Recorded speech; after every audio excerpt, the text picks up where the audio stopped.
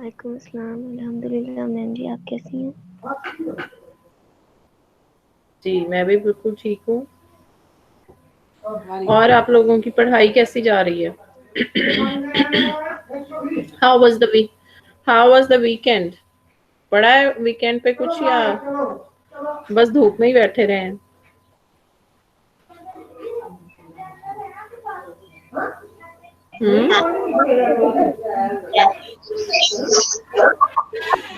में बैठे धूप में बैठे हैं, ठीक। अच्छा, लास्ट वीक से हम स्टार्ट करते हैं, कनेक्ट करते हैं खुद को कि लास्ट वीक में हमने क्या किया था। तो who will summarize some things from last week so that we can connect those things from today's class?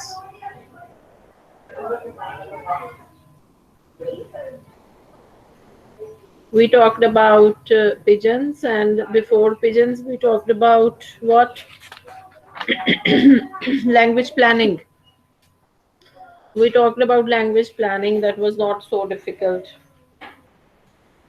लेकिन थोड़ा सा चलें लैंग्वेज प्लानिंग का को भी थोड़ा सा कर दें summarise, and then we will move ahead towards creoles. Ji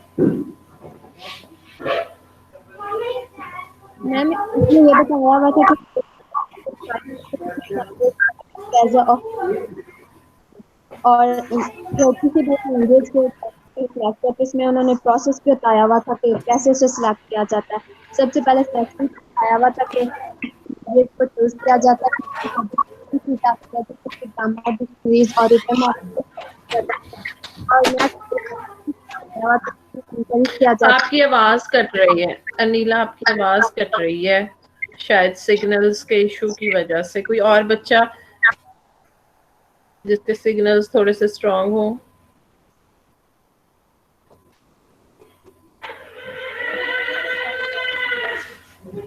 Nobody is there.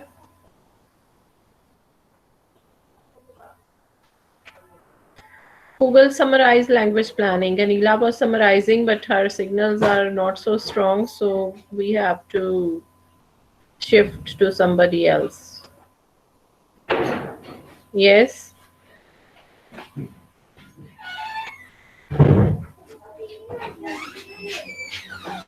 जी बच्चे, you are many people here. Yeah. Ma'am तो Yes.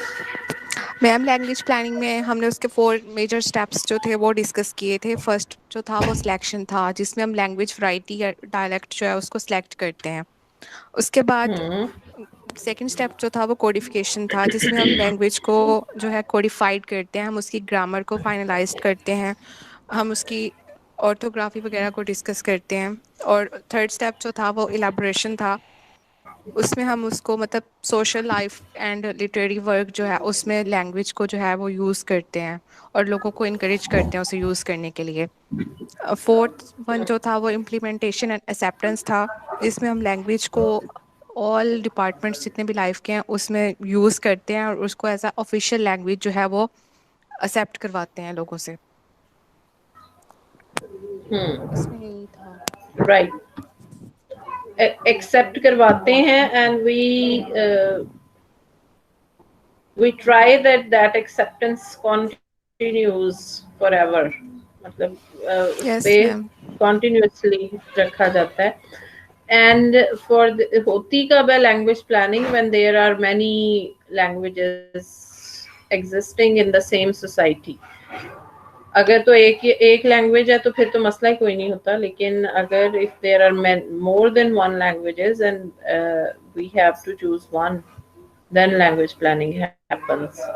हमारे जो केसेस हैं specially in India and Pakistan and in some areas of some subcontinent, यहाँ पे ये issues ज़्यादा जो है लैंग्वेजेस का ये ज़्यादा है, क्योंकि we are here having many languages in our areas. हमारे जैसे अपने मुल्क में देख लें तो बहुत ज़्यादा languages और बहुत ज़्यादा dialects हैं. Then the government does all this planning to choose a language and to patronize or to support the language academies to do all this. और language academies जो हैं वो हमारे यहाँ जैसे उर्दू की जो अकेडमी है that is in federal capital and there might be I haven't seen that but there would be one in our provincial capitals as well. और वो क्या करते हैं वही जो मैंने आपसे कहा था they used to promote the exhibitions और मुशायरे जो होते हैं या जो कॉन्टेस्ट होते हैं इस किस्म की छोटी छोटी चीज़ें they promote these things, and at national level they promote such things in educational institutes and etc. वो ये भी they also take care of this thing that there should be sufficient content in our textbooks जो इस हमारी जो loyalty है with the language which is chosen as our national or official language उसको maintain करें. चलें ठीक है ये हो गया लैंग्वेज प्लानिंग का टॉपिक. और पिजन्स की तरफ आते हैं. पिजन्स जो है उसको हम कॉन्टेक्ट लैंग्वेज कहते हैं. लैंग्वेज या लैंग्वेज वैरायटी. और मैंने आपसे कहा था बेशक although we use the term language for it and we also use the term language variety for it, but it's a bit misguiding or misleading term. आप इसको यूज कर सकते हैं in your paper or in your academic conversation, but ये मैंने आपको बताया था कि ये थोड़ी सी misleading है because language has many features which are not present in pigeons. और pigeons के अंदर सिर्फ और सिर्फ आपके lexical content होता है. आपका क्या कहते हैं हम उसको, lexical content ही कहते हैं. content words होते हैं जो कि फंक्शनल वर्ड्स इसमें एब्सेंट होते हैं. ग्रामर एब्सेंट होती है. बहुत से और फीचर्स जो हमने लास्ट वीक भी देखे वो एब्सेंट होते हैं. And we try to communicate only with the content words जिनमें वर्ब्स और प्रोनाउंस और नाउन्स और वर्ब्स शामिल हैं. उनकी मदद से the people try to convey their meaning, and the purpose is most of the time trade or business. Yes, कहाँ तक पहुँचे थे हम?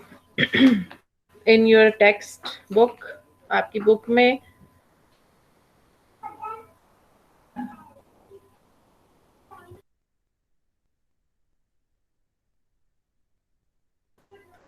जी बच्चे कहाँ पे थे हम?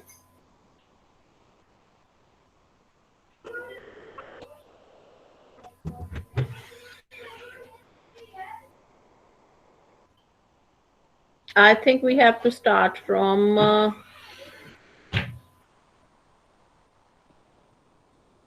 मैम क्रियोल से स्टार्ट करना है. कहाँ से? क्रियोल से स्टार्ट करना मैम. क्रियोल से मैम. जी चलें पढ़ें इसे फिर. Start reading it and I will explain it afterwards.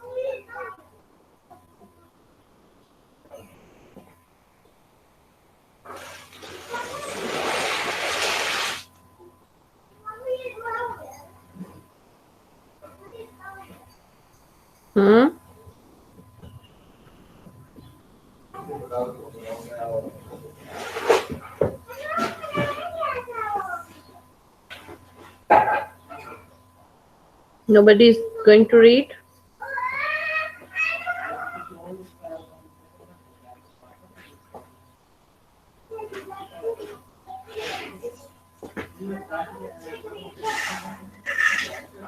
क्या मसला हो रहा है? मेरी आवाज नहीं आपको सुन रही है? क्या पोजीशन है आपकी?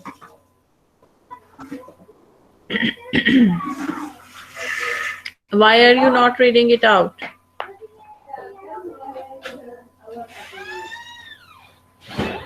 मैम मैं रीड करूं? जी करें.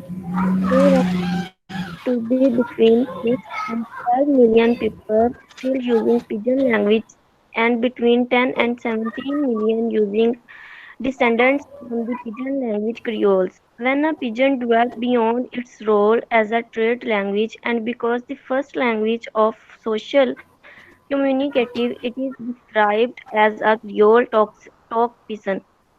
For example, would more accurately be described nowadays as a Creole. Although still locally called pigeon, the language spoken by birds or people in is also a Creole. A Creole develops as the first language of the children of pigeon speakers. Thus, unlike pigeon, Creole have a large number of native speakers and does not restricted at all in their uses. A French state yes, spoken एक minute बच्चे, एक minute जरा मुझे यहाँ से थोड़ा सा explain कर लेने दें and then we will move ahead. Pidgin को हम ये कह रहे थे कि पिजन के अंदर सिर्फ कंटेंट वर्ड्स होते हैं और कंटेंट वर्ड से ही मीनिंग को कन्वे किया जाता है।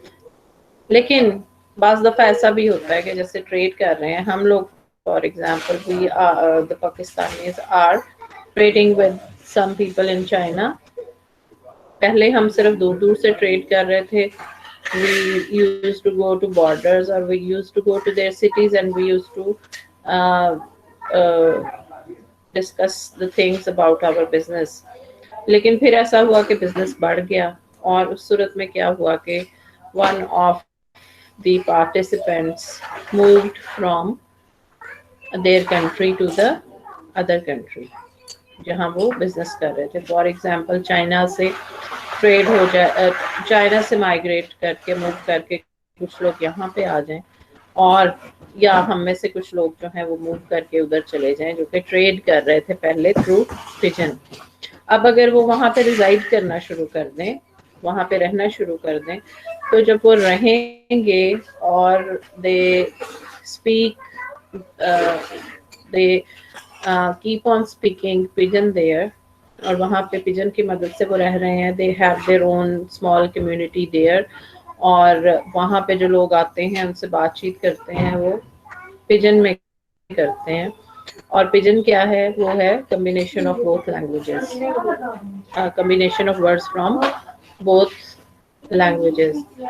तो फिर क्या हुआ होगा कि if they stay there for a long time and they move their families there, तो उनके जो छोटे बच्चे अगर होंगे या कुछ बच्चे जो वहाँ पे जिनकी बर्थ ही वहाँ पे होती है, वो जब उस पिजन को सुनेंगे दे जाहिर है वो साथ अपने जो मदर टंग है उसको तो सुनेंगे ही, क्योंकि उनकी फैमिली में जो कन्वर्सेशन हो रही है वो तो हो रही है ना, उनकी एलवान में ही हो रही है जो वो पीछे से लाए हैं। But when their parents will conversate, क्योंकि उनका बिजनेस जो है वो ही है, तो वो जो पिजन है उससे वो लोग एक कंप्लीट लैंग्वेज डेवलप कर लेंगे। वो क्यों डेवलप कर लेंगे? Here we will apply the idea of universal grammar. Universal grammar का आइडिया हम यहाँ पर अप्लाई करते हैं और हम कहते हैं कि को अगर हम फॉलो करें कि लैंग्वेज जो है वो इनहेरिट होती है, लैंग्वेज को यूज करने की या लैंग्वेज को सीखने की जो सलाहियत है वो इनहेरिटेड है, जिसको यूनिवर्सल ग्रामर भी कहते हैं। तो एक लैंग्वेज जब उसको एज एन L1 वो बच्चा सीखता है तो वो उसके अंदर लैंग्वेज में जितने भी कंटेंट्स चाहिए वो सारे कंटेंट्स डाल देता है। फिर वो सिर्फ और सिर्फ उसके कंटेंट वर्ड्स पे गुजारा नहीं करता, बल्कि वो उसमें शामिल कर देता है उसके जो बाकी सारी चीज़ें चाहिए, जो ग्रामेटिकल कंटेंट जितना भी चाहिए, फंक्शन वर्ड्स जो चाहिए वो भी डाल देता है। So that makes that language, the child will make that language a complete language, not a pigeon। अब जब वो बच्चा पिजन को बोलेगा तो वो उस पिजन को एक मुकम्मल लैंग्वेज के तौर पे बोलेगा। उसके अंदर वो उसकी सारी चीज़ें जो पिजन में मिसिंग थी वो ऐड कर देगा और वो चीज़ें वो जाहिर है या अपनी L1 से लेगा या फिर वो जो दूसरी लैंग्वेज उस पिजन चूँकि दो लैंग्वेजेस से मिलके बनता है तो पिजन की दोनों लैंग्वेज की जो करेक्टरिस्टिक्स हैं वो उसमें शामिल होंगे। तो एक पिजन को जब L1 के तौर पे इनहेरिट कर लिया जाता है तो उस सूरत में हम अब उस बच्चे की 2 L1s हो जाएंगी। एक तो L1 जो वो घर में बोल रहे हैं, उनकी जो अपनी लैंग्वेज है। फॉर एग्जांपल अगर वो बच्चा जो है वो पश्तो है और वो चाइना चला गया है, तो एक तो वो अपने घर में पश्तो बोलेगा, तो one of his L1s will be Pashto and his second L1 will be the pigeon which he or she will inherit or will acquire as an L1, और इसको अब हम क्रियोल कहेंगे। Now that pigeon will become creole, यानी कि pigeon जब L1 के तौर पे किसी जनरेशन में चला जाता है तो फिर वो पिजन नहीं बल्कि अब हम उसको क्रियोल कहते हैं।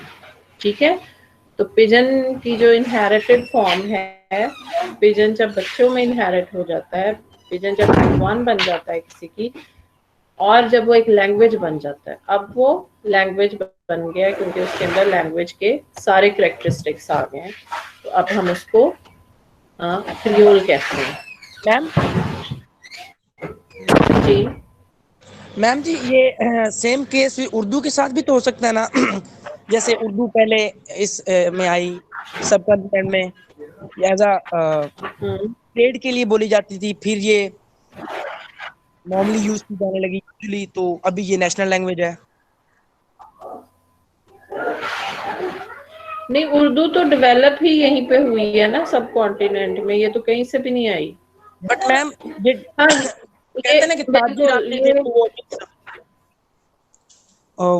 ताजिर हाँ बिल्कुल ऐसे एग्जैक्टली ये this is combination of many pidgins you can say, बहुत से पिजन्स का ये कॉम्बिनेशन है कि जैसे हम लोग कहते हैं कि जी इसमें अरबी भी शामिल है, इसमें पर्शियन भी शामिल है, इसमें और भी बहुत सी लैंग्वेजेस का कंटेंट शामिल है, यहाँ पे जो लोकल हिंदी थी वो भी शामिल है, तो बहुत से पिजन्स मिलके क्रियोल्स बने और फिर पता नहीं कितने क्रियोल्स मिलके ये उर्दू बन गई। ठीक है, यस मैम जी। तो दिस वाज द स्टोरी। अब हम यहाँ से शुरू करते हैं जी। अब मुझे एक्सप्लेन करना है शायद कुछ जो आपने बोला था। टॉक पिजन की यहाँ पे बात हो रही है, which was which is a creole being spoken in हवाई। और उससे पहले मेरा ख्याल वही बातें हुई हैं जो मैंने डिस्कस कर दी हैं। A Creole develops as the first language of the children of Pidgin speakers. Thus, unlike Pidgins, Creoles have large number of native speakers and are not restricted to all in their uses.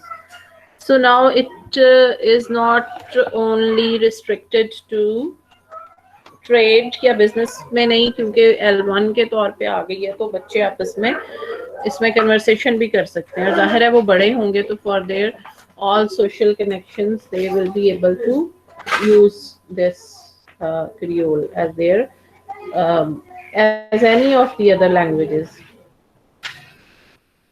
अच्छा फिर एक example है French based Creole is spoken by the majority of the population in Haiti, and English based Creoles are used in Jamaica and Sierra Leone. ठीक है, ये नीचे examples hand written भी दी हुई है मैंने, मतलब इनको याद रखने के लिए कि कहाँ पे कौन सा क्रियोल बोला जा रहा है। Then is the separate vocabulary elements of a pidgin can become grammatical elements in a Creole. ठीक है, only the thing separately जो vocabulary पहले हम यूज कर रहे थे अब वो एक सेंटेंस फॉर्म में ग्रामेटिकल फॉर्म शेप में आ जाती है। The form beyond by you go, which is the transformation of the actual sentence by and by you go in early talk present gradually shortened to by you go, then to you by go, and finally to you be go, with a grammatical structure not unlike that of its English translation equivalent, you will go. ठीक है, तो एक English based जो creole है जिसमें शुरू में मतलब हम बहुत से जो ज़्यादातर क्रियोल्स हैं हमारे यहाँ वो इंग्लिश बेस्ड हैं या चाइनीज़ बेस्ड हैं, और ज़्यादातर जो है वो चाइनीज़ इंग्लिश बेस्ड हैं। तो यहाँ पे जो एग्जांपल दी जा रही है वो एक इंग्लिश बेस्ड क्रियोल की दी जा रही है, जो जब वो अपने पिजन की फॉर्म में था तो उसमें कुछ फ्रेजेस जिस तरह बोले जाते थे तो आहिस्ता आहिस्ता उन्होंने इंग्लिश जैसी ग्रामेटिकल फॉर्म हासिल कर ली जब वो क्रियोल बन गए। तो मतलब जैसा इंग्लिश का ग्रामेटिकल स्ट्रक्चर है, they the users of that language जिन्होंने उसको L1 के तौर पे इनहेरिट किया, उन्होंने उसको इंग्लिश जैसा ग्रामेटिकल स्ट्रक्चर दे दिया। उसके बाद पोस्ट क्रियोल कॉन्टिन्यूम की बात हो रही है। तो पोस्ट क्रियोल कॉन्टिन्यूम जो होता है वो उसके अंदर ये होता है कि अब वही सिचुएशन हम उसको कंटिन्यू करते हैं कि क्रियोल बोला जा रहा है, there is a group of people who are immigrants, जो वहाँ पे इमिग्रेंट्स कहें या जो भी कहें, जो बिजनेस पर्पसेस के लिए वहाँ पे रह रहे हैं किसी दूसरे मुल्क में, एंड उनके बच्चे हैं जिन्होंने जो पिजन वो यूज कर रहे थे उसको एज अ क्रियोल इनहेरिट कर लिया हुआ है, और अब वो बड़े हो रहे हैं और बड़े होके उन्होंने अब वो क्रियोल जो है अब वो अपनी जाहिर है उस जिस सोशल ग्रुप में वो रह रहे थे या जिन लोगों से वो इंटरेक्ट कर रहे थे, now they will not only be limited to those people, they have to move to colleges, they have to move to schools, they have to move to cities, and they have to move to for any sort of business या अपने employment के लिए, because they are now क्या कहेंगे हम, they are now the citizens of that area. तो उनको हर purpose के लिए वहाँ के लोगों से इंटरेक्ट करना है, and when they will interact with those people will be, जाहिर है वो मेजर लैंग्वेज बोल रहे हैं। फॉर एग्जाम्पल अगर वो इंग्लिश के, मैंने आपको एग्जाम्पल दी थी कि हमारे पश्तो लोग जो हैं वो कुछ चाइना में माइग्रेट कर रहे हैं, या हम अगर एग्जाम्पल लें कि कुछ लोग जो है वो इंग्लिश कंट्री में माइग्रेट कर गए हैं, तो व्हाट दे विल डू कि अब उनको उन पे जो इफेक्ट है वहाँ की लोकल लैंग्वेज जो थी उसका, वहाँ की जो लोकल लैंग्वेज है, that is also one of the participant language और one of the content language of their creole. But now अब क्या हुआ है कि their interaction with the original language has become broader, वो ज्यादा हो गया है, ब्रॉड हो गया है एजुकेशनल हवाले से। अब जाहिर है जो बुक वो पढ़ रहे हैं वो बुक तो क्रियोल में नहीं लिखी जाएगी ना, अब वो बुक तो इंग्लिश में होगी, या वो बुक अगर हम पश्तो लोग जो जिनको हमने माइग्रेट करवाया है उनकी बुक जो है वो चाइनीज में होगी, तो they will now have to depend on Chinese और इंग्लिश मोर। मैं दोनों ग्रुप्स की बात कर रही हूँ। अब अगर हम सिर्फ चलें चाइनीज ग्रुप की बात ही कर लेते हैं जो हमने खुद से जिसकी एग्जांपल दी थी। अब उन्होंने चाइनीज बुक्स पढ़नी है, चाइनीज मार्केट्स में जाना है, चाइना की मार्केट में अपना कारोबार ढूंढना है, जॉब्स ढूंढनी है, वहीं से चीजें खरीदनी है, वहीं पे दोस्त बनाने हैं और सारा कुछ करना है। तो क्या होगा कि उनका वो जब वो लैंग्वेज यूज करेंगे तो उनका अपना जो क्रियोल है वो खराब होना शुरू हो जाएगा। उनका क्रियोल चूंकि उन्हीं दो लैंग्वेजेस से मिलके बना था, वन ऑफ द लैंग्वेजेस जो थी उनमें वो चाइनीज थी, तो क्या होगा कि उनका जो क्रियोल है उसमें चाइनीज कंटेंट ज्यादा आना शुरू हो जाएंगे, और आते आते वो बहुत ज्यादा हो जाएंगे। वो इतने ज्यादा भी हो सकते हैं कि वो टोटल चाइनीज लैंग्वेज ही बन जाए और उसमें जो दूसरी अपनी वो पश्तो यहाँ से लेके गए थे उसका कंटेंट बहुत कम रह जाए।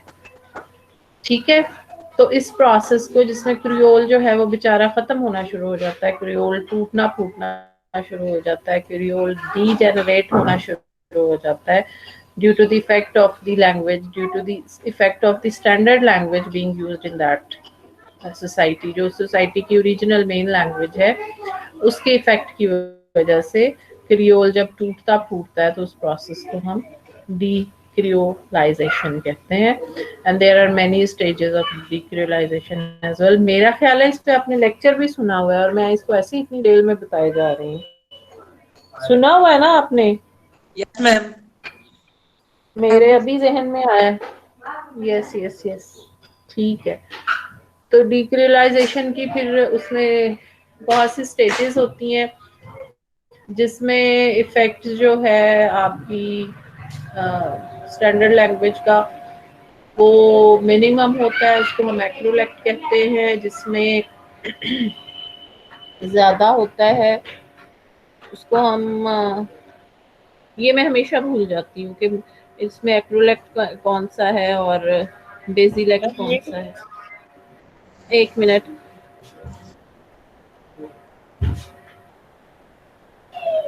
बेसिलेक्ट में मेरा ख्याल इफेक्ट जो है वो मिनिमम होता है, पिजन ज्यादा एग्जिस्ट कर रहा होता है। और जो एक्रोलेक्ट है इसको आप यहाँ से पढ़ के खुद ही ढूंढिएगा। और इसके दरमियान में फिर बहुत सी होती हैं वो वैरायटीज होती हैं। जाहिर है इफेक्ट पहले शुरू होता है और फिर बढ़ता जाता है। कुछ में वो वहीं पे स्टे कर जाता है कि जो वहाँ की एक्सटर्नल लैंग्वेज है वो थोड़ा इफेक्ट करती है, तो उसको फिर हम क्या कहेंगे। और दरमियान में जो स्टेजेस हैं उसकी इफेक्ट के लिहाज से कॉन्टिन्यूम पे उसको हम मीजोलेक्ट्स कहते हैं। कि एक क्रियोल जब डीक्रियोलाइज होता है तो उसके अंदर बहुत सी वैरायटीज बनती हैं जिनको कि हम मीजोलेक्ट्स कहते हैं। जो उनमें जिस पे इफेक्ट सबसे कम होता है वो शायद बेसिलेक्ट होता है और जिस पे ज्यादा होता है वो एक्रो होता है। एक मिनट हम यहाँ से ढूंढ भी लेते हैं ताकि the more basic variety is called the basilect and the variety closer to the external model is called the acrolect। चलें ठीक है, मैंने आपको सही बता दिया। बेसिलेक्ट वो है जिस पे इफेक्ट कम है और एक्रोलेक्ट वो है जिस पे इफेक्ट बाहर वाली लैंग्वेज का ज्यादा है। और मीजोलेक्ट्स वो हैं जो दरमियान में मौजूद हैं। किसी पे 5% इफेक्ट है, किसी पे 10% है, किसी पे 15, किसी पे 20 और इस तरह। ठीक है यस मैम। मैम मैम जी जी। मैम जो आपने वो लेक्चर दिया था कि आप ये सुन रहे उसमें लिखा हुआ था कि जो मेसोलेक्ट है वो मैक्सिमम इफेक्टिव क्रियोल है। उसमें गलत लिखा होगा फिर। हमने ओके तो मैम। वो फॉलो करना है जो इस बुक में लिखा हुआ है। हम बुक मैम से तो उसमें इधर कह उधर रहे नहीं थे हो जो सकते। मैक्सिमम इफेक्टिव क्रियोल है ना वो बाय स्टैंडर्ड लैंग्वेज वो मेसोलेक्ट है। अब यहाँ पे हम कह रहे हैं कि जिस पे कम से कम इफेक्ट होता है एक्सटर्नल लैंग्वेज का वो बेसिलेक्ट होता है। जिस पे ज्यादा इफेक्ट होता है बाहर वाली लैंग्वेज का, मतलब वो बिल्कुल क्लोजर टू एक्सटर्नल लैंग्वेज हो जाता है, वो एक्रोलेक्ट होता है। और उसके दरमियान में जितनी भी वेराइटीज हैं वो मीजोलेक्ट्स हैं। Okay ma'am.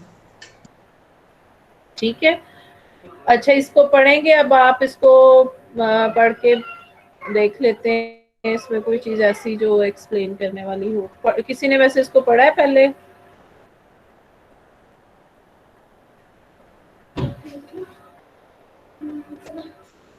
नहीं पढ़ा मैम। इसको मेरा ख्याल है कि बजाय इसके कि हम इस पे इतने आसान से टॉपिक पे टाइम जाया करें, आप इसको खुद पढ़िएगा और कल इसमें अगर कोई चीज मुश्किल है तो मुझसे पूछिएगा। थोड़ा सा ही रह गया है ये। ठीक ओके है, मैम। हम उतनी देर में हम अपना ना नेक्स्ट टॉपिक जो है उसकी बैकग्राउंड बना लेते हैं ताकि हम कल उसे डिस्कस कर सकें। एक मिनट।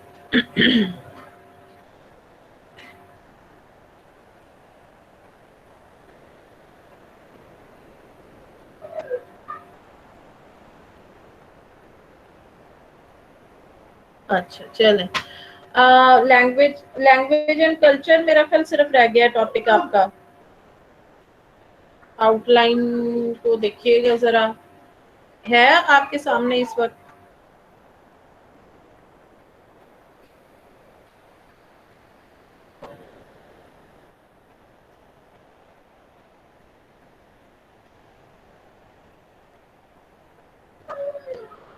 इतने आप लोग इनरिस्पॉन्सिव क्यों हो जाते हैं, कोई बोलता ही नहीं है।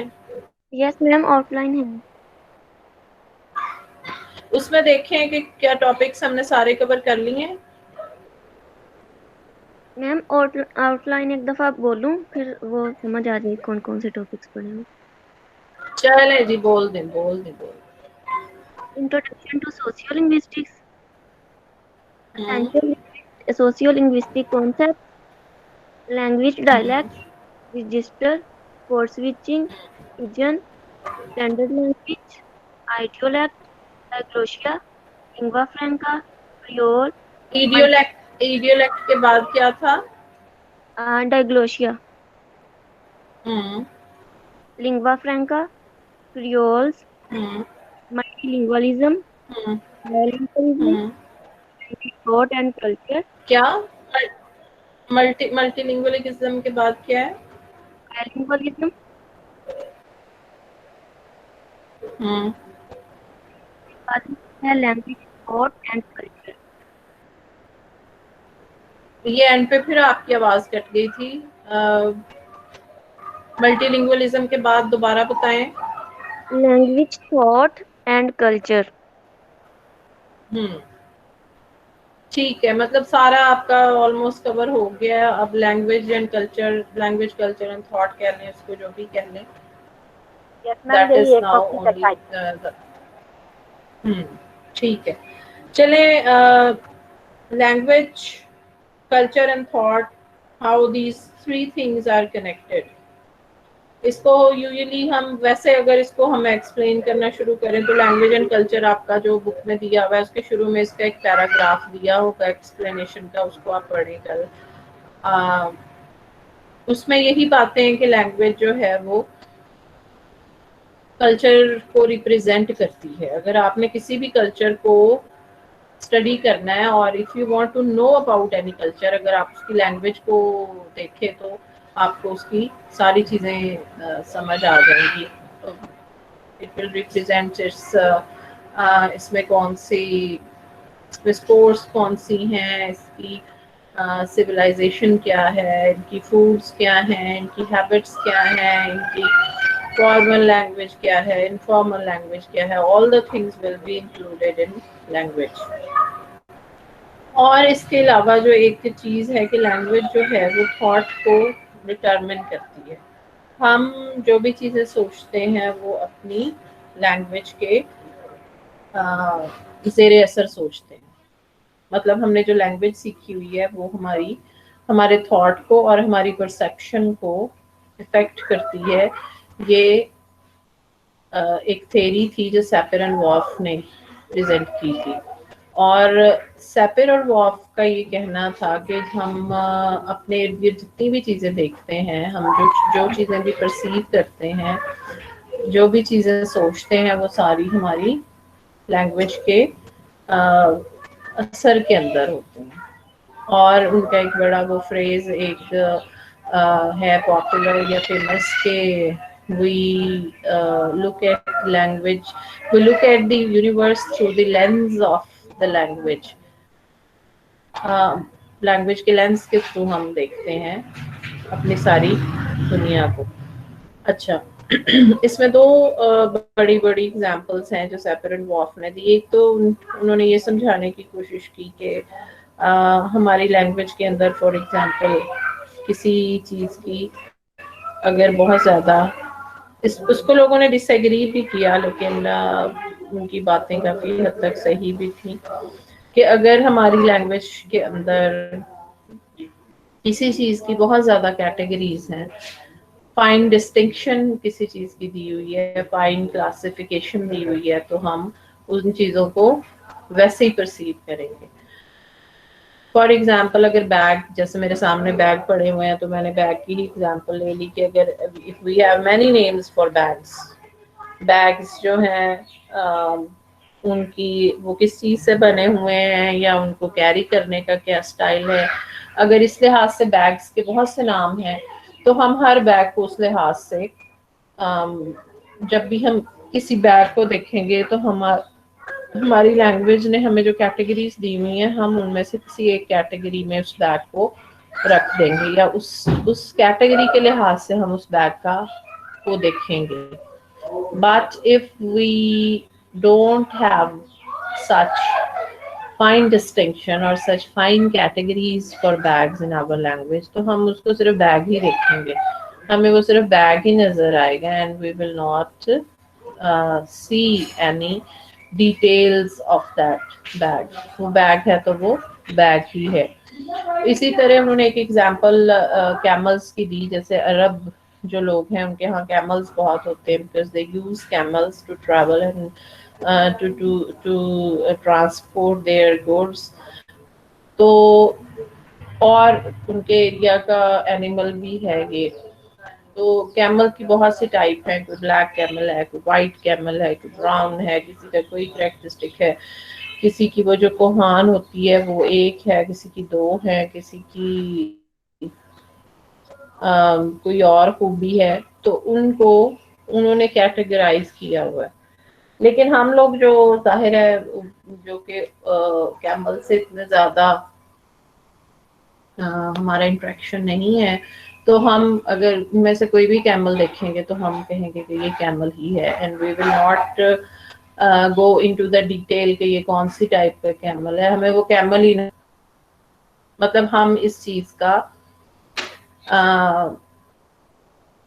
क्या कहते हैं उर्दू में एक वर्ड है, हम इतनी जहमत ही नहीं करेंगे कि हम उसकी डिटेल्स में जाने की कोशिश करेंगे, उसको पहचानने की कोशिश करेंगे ये कौन सा कैमल है, हम उसको कैमल ही समझेंगे. इसी तरह एक और एग्जांपल मैं आपको अपने पास से देती हूँ कि अब से कुछ अर्सा पहले तक शायद जो इफेक्ट मेरा ख्याल है हम पे होता है कि हम लोग जो है वो खजूर को खजूर के तौर पे खा लिया करते थे. इट हैपन टू मी कि बचपन से लेके ऑलमोस्ट अब कोई 5 साल पहले तक मैं खजूर को खजूर ही समझ के खा जाया करती थी, until one of my colleagues who came back from उम्रा, वो उम्रा से वापस आई और उन्होंने मुझे जो खजूरें दी उन्होंने साथ मुझे एक्सप्लेन भी किया कि ये जो है ये फलां किस्म की खजूर है, ये फलां किस्म की खजूर है, ये फलां किस्म की खजूर है. और उसने उसकी बड़ी वो कैरेक्टरिस्टिक्स भी बताई कि ये खजूर जो है ये खुश्क होती है, ये जो है ये इस तरह की होती है, ये इस तरह की होती है. और उसके बाद मैंने वाकई इस पे सोचना भी शुरू किया कि हाँ खजूरों की तो वाकई बहुत सारी किस्में हैं. ये देखें ये वाली खजूर जो है ये बिल्कुल खुश्क नजर आ रही है, ये थोड़ी बैठी नजर आ रही है, ये ज्यादा मीठी है, ये कम मीठी है. तो इस तरह की चीजें जो हैं वो वाकई लैंग्वेज, अगर हमारी लैंग्वेज में उसकी कैटेगरीज होती तो हम शायद उसको भी उस कैटेगरी में लाते. जैसे हमारे पास अगर हमारे एरिया का फ्रूट जो है वो माल्टा है, तो अब हमने माल्टे को डिफरेंट नाम दिए हुए हैं. We have the name mausami for that, we have the name kinnow for that, हम उसे फ्रूटर भी कहते हैं, और भी हो सकता है कुछ टाइप्स हों. तो अगर एक बंदे की लैंग्वेज में ये सारी क्वालिटीज नहीं है तो उसे वो सारे नेम्स नहीं है तो उसे वो सारे माल्टे ही नजर आएंगे. उसको सिर्फ देखने से he or she will not be, taste करने से शायद उसे पता चले कि these are different, बट देखने में उसे वो सारी चीजें एक जैसी ही लगेंगी. तो इसी तरह जो उसने मेन एग्जांपल दी थी, ये तो एग्जांपल्स मैंने आपको अपने एरिया से दी, उसने जो एग्जांपल दी थी उसने ये दी थी कि जो लोग बर्फानी इलाकों में रहते हैं वो लोग क्या करते हैं, जिनमें एस्किमोस शामिल हैं. तो एस्किमोस जो है क्योंकि वो वहाँ पे सारा साल ही बर्फ पड़ती रहती है, और वो जो बर्फ पड़ती है वो बहुत सी किस्मों की होती है. वो बर्फ पाउडर्ड फॉर्म में भी हो सकती है, वो बर्फ जो है वो फ्लेक्स में भी हो सकती है. फ्लेक्स का पता है ना, फ्लेक्स स्नो के फ्लेक्स क्या होते हैं? स्नो फ्लेक्स का पता है क्या होते हैं?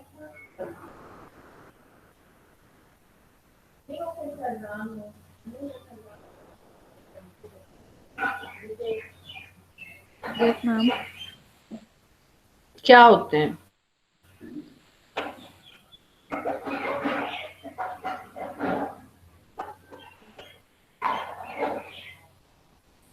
मैम फ्लेक्स एक तो वो होते हैं ना जो खाने वाले होते हैं, मतलब जो ब्रेकफास्ट में हम लेते हैं, और जो स्नो के फ्लेक्स होते हैं वो जैसे मूवीज नहीं है फ्रोजन, उसमें वो गिर रहे होते हैं, वो मतलब अजीब से पत्ते टाइप से होते हैं, प्यारे से फूल फूल से। ठीक है, स्टार शेप में या इस तरह से वो थोड़े बने होते हैं, उसको आप एक पत्ते का जाल कह लें या स्टार कह लें, इस किस्म की शक्ल में, और वो अमूमन ठंड के सिंबल को शो करने के लिए उन फ्लेक्स को शो किया जाता है, मतलब उस स्नो को का एक सिंबल है। बाज एसी जो होते हैं उनमें वो उनको अगर आपने उनको कूलिंग पे लगाना है तो उसमें भी वो सिंबल आता है। तो फ्लेक्स, कभी वो फ्लेक्स की फॉर्म में पड़ती है, कभी कभी वो बड़े बड़े ऐसे जैसे गोले के गोले ही ऊपर से गिर रहे होते हैं, और मैंने इनमें बहुत सी टाइप्स देखी हुई हैं, इसलिए आई कैन इमेजिन के क्या होता है। तो उन्होंने उसकी कोई हंड्रेड्स ऑफ टाइप्स के नाम रखे हुए हैं कि आज फलां है स्नो, क्योंकि उनके पास है ही और कुछ नहीं, स्नो ही स्नो है, और उनको उसके नाम उन्होंने डिफरेंट रखे हुए हैं। अब उनका ये कहना है, क्योंकि ये लोग जो हैं ये यूरोप से थे, Sapir and Whorf, and most probably England से थे, या अभी हम पढ़ेंगे तो हम देखेंगे कि वाकई वो इंग्लैंड से थे। तो उन्होंने कहा कि हमारे एरिया में चूंकि बर्फ नहीं पड़ती तो हमें सिर्फ स्नोफॉल का ही पता है कि स्नोफॉल इज समथिंग जिसमें बर्फ गिरती है, तो हम जैसा बंदा अगर उस एरिया में चला जाए तो चूंकि हमारी लैंग्वेज में वो सारी चीज, उन सारी जो स्नो की कैटेगरीज हैं उनके नाम नहीं हैं, तो इसलिए हमें वो सिर्फ स्नो ही नजर आएगी। बेशक वो फ्लेक्स गिर रहे हैं, बेशक वो बर्फ की वो बारिश की तरह गिर रही है, या उसके बड़े बड़े लम्प्स गिर रहे हैं, या वो अंधेरी के साथ चल रही है और मुंह पे लग रही है, या उसके छोटे छोटे जो है वो बूंदों की फॉर्म में आ रही है, तो हमें वो हर सूरत में, हम अगर बाहर देखेंगे तो बाहर झांक के यही कहेंगे कि बाहर स्नोफॉल हो रहा है। We will not be able to call any name of that snowfall कि आज किस टाइप का स्नोफॉल है।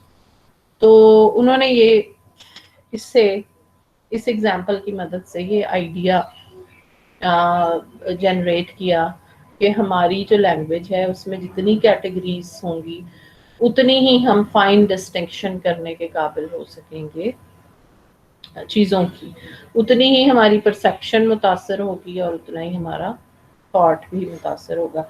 ये जो एग्जांपल्स आज मैंने आपको दिए हैं ये परसेप्शन से ज़्यादा रिलेटेड हैं, थॉट से रिलेटेड जो है वो एग्जांपल मैं आपको नेक्स्ट वीक में दूंगी इंशाल्लाह, और उसके साथ हम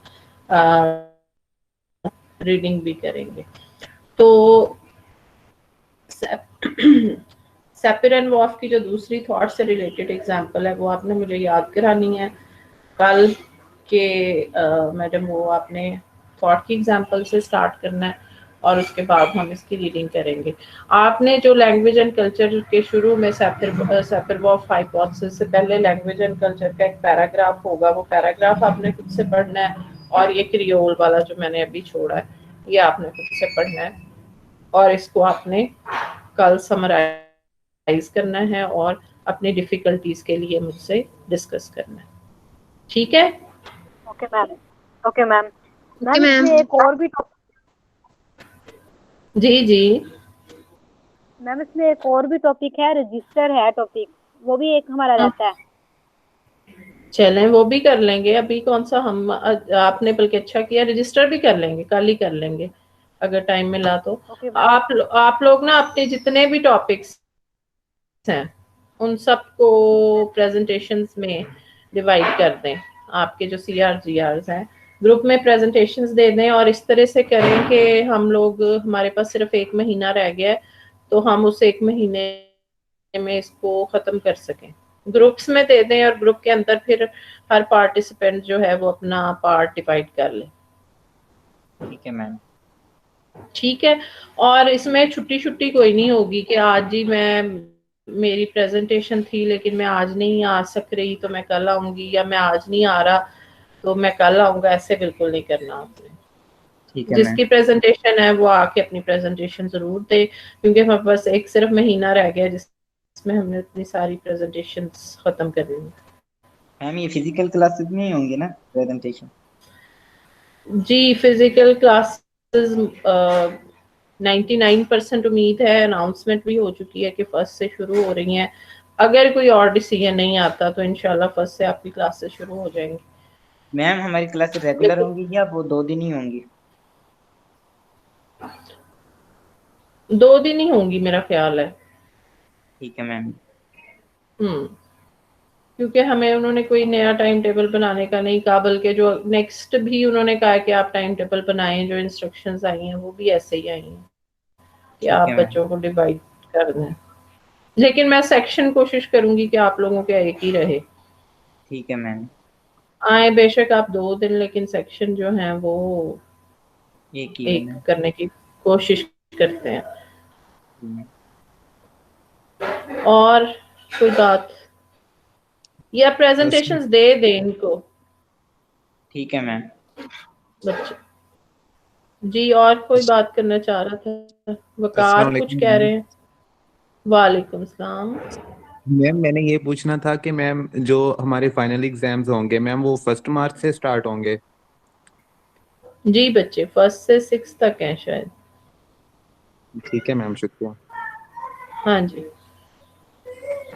बिल्कुल मेरे पास ही है कैलेंडर। मैंने पहले किसी को देख के बताया भी था, किसी ने मुझसे पूछा था।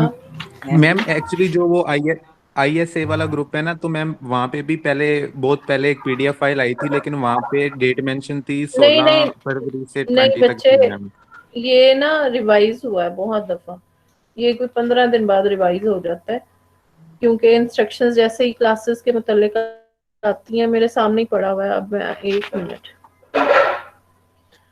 जी, ये समेटिव एग्जाम फॉल 2020 है जी 1 से 6 मार्च तक, मंडे टू सैटरडे।